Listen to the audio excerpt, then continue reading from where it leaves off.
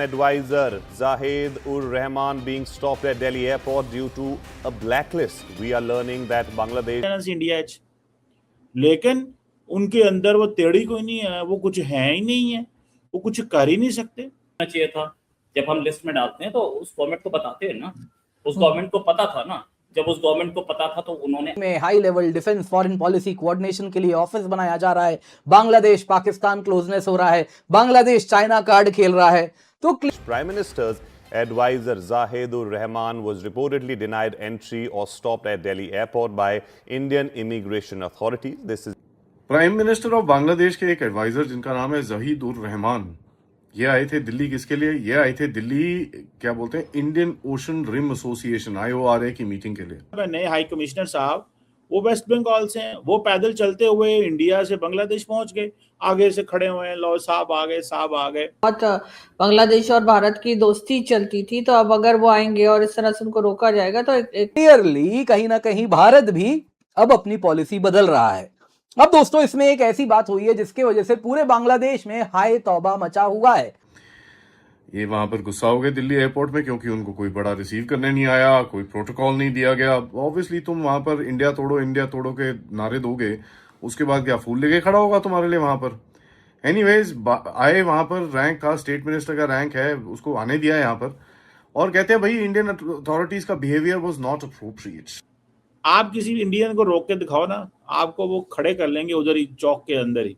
Scrutiny है, हम कर रहे हैं, हमारे कंट्री में आप आ रहे हो, आपने आपकी एम्बेसी होगी, और ये आ रहे थे एंड जिस फ्लाइट से आया उसी फ्लाइट में बैठ के वापस चले गया। बाय द वे इसके पास डिप्लोमेटिक पासपोर्ट होना चाहिए, ये आया रेगुलर पासपोर्ट पे, and he thinks that we should put flowers and all that stuff in front of him. भाई साहब औकात में रहो यार, कहाँ के कंगालू देश के तुम एडवाइजर हो, थोड़ा ध्यान से।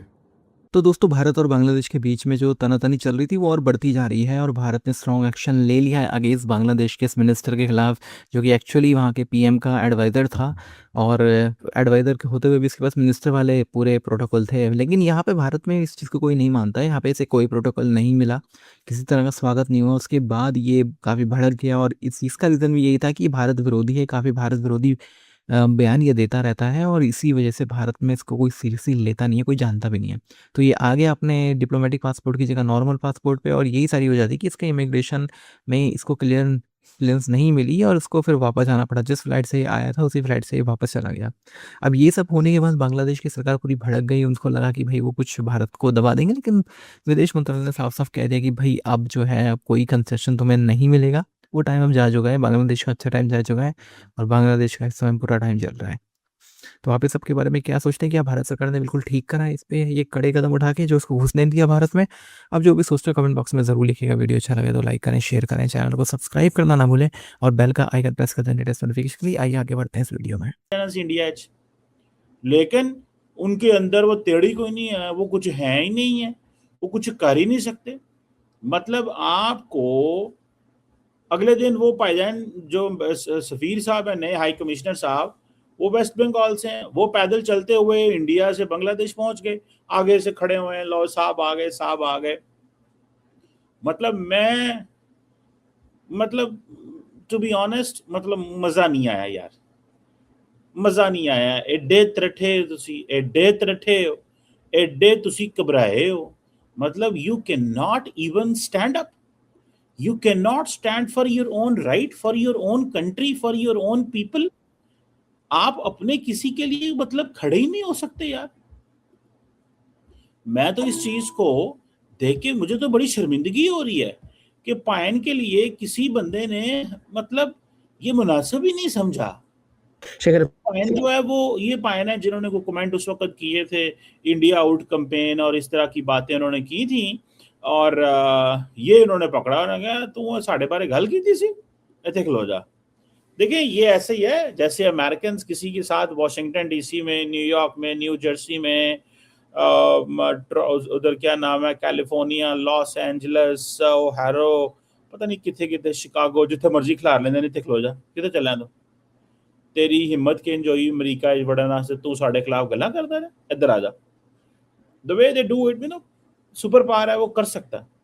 पैन इंडियंस ने बंदे ਨੂੰ ਰੋਕ ਲਿਆ, ਉਹਨਾਂ ਕਿਹਾ ਭੈਣ ਤੂੰ ਕਿੱਥੇ ਚੱਲਾ, ਤੂੰ ਤੇ ਜਦੋਂ ਆਪੋਜੀਸ਼ਨ ਵਿੱਚ ਤੂੰ ਤੇ ਬੜਾ ਗੱਲਾਂ ਕਰਦਾ ਸੀ, ਤੇਰੇ ਤੇ ਦੇਸ਼ ਪਾਬੰਦੀ ਲਾਈ ਹੈ ਤੇ ਤੂੰ चला किथे ਤੇ क्यों चलना है, प्रॉब्लम क्या है तुम्हें।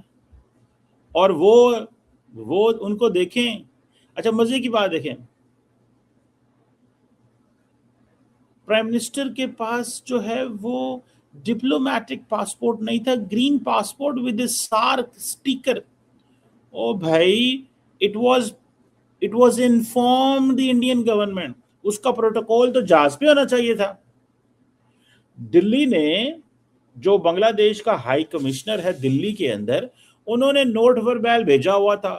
अगर हसीना वाजिद वाले नोट वर्बैल की इज्जत रहती तो जाहिद साहब के विजिट की भी इज्जत रहती। किस चीज का फायदा हुआ, यानी कि डिप्लोमेटिक नोट वर्बैल। आप किसी इंडियन को रोक के दिखाओ ना, आपको वो खड़े कर लेंगे उधर ही चौक के अंदर ही, अपने बंगाली भाइयों को बोल रहा हूँ, उधर ही खड़ा कर लेंगे आपको वो, कि तू हिम्मत कैसे हुई आप लोगों की। यानी कि बांग्लादेश के प्राइम मिनिस्टर का एडवाइजर को डिटेन कर लें, और वहां पे जुर्रत है यार किसी की। मतलब ये पाकिस्तान होता तो तमाशा लगा देता, पाकिस्तान होता, पाकिस्तान के साथ कोई इस तरह करता तो तमाशा उतार देता, दुनिया देखती। मतलब इंडिया के साथ जब आपकी दूसरी चीज के ये एडवाइजर साहब जो हैं ये पहुंच भी गए। एक तो जब आप एक लिस्ट में हैं तो एडवाइजर साहब को खुद नहीं आना चाहिए था, बांग्लादेश गवर्नमेंट को नहीं भेजना चाहिए था। आ गए, एडवाइजर हैं ये साहब, ठीक है।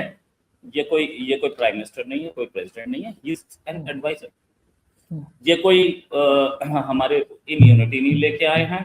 इम्यूनिटी तो अमेरिका ने तो IMF के चीफ को ही रगड़ दिया था, उसको अरेस्ट कर लिया था।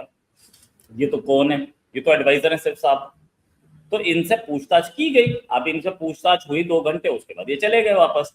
तो जाना चाहे जा सकते हैं, we have no problems, but then इनको ये समझ में आना चाहिए था कि मैं आया हूँ, इंडिया आया हूँ, और इंडिया आकर के मुझे कैसे बिहेव करना है, पूछताछ हो सकती है। डिसअपॉइंटमेंट इनको ही है, इन्होंने वापस जाकर के एक वीडियो बनाया है, पता नहीं क्या क्या किया है, ठीक है, किया, अच्छी बात है। अब वीडियो बनाना तो उनका राइट है। एम्बैरेस हो गए होंगे ना जाहिर, अगर एडवाइजर है प्राइम मिनिस्टर के, उनको अगर आप लोग रोक लेंगे, आप लोगों का तो पहले बहुत बांग्लादेश और भारत की दोस्ती चलती थी, तो अब अगर वो आएंगे और इस तरह से उनको रोका जाएगा तो एक खबर तो बन गई होगी ना उनके अपनी कंट्री में भी।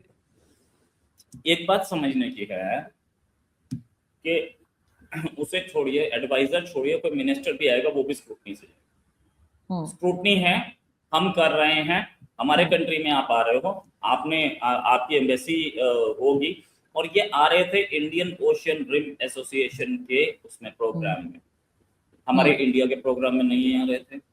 इंडियन हम होस्ट कर रहे थे उसे, इंडिया का पर्सनल नहीं था, इंडियन एसोसिएशन रिम का था।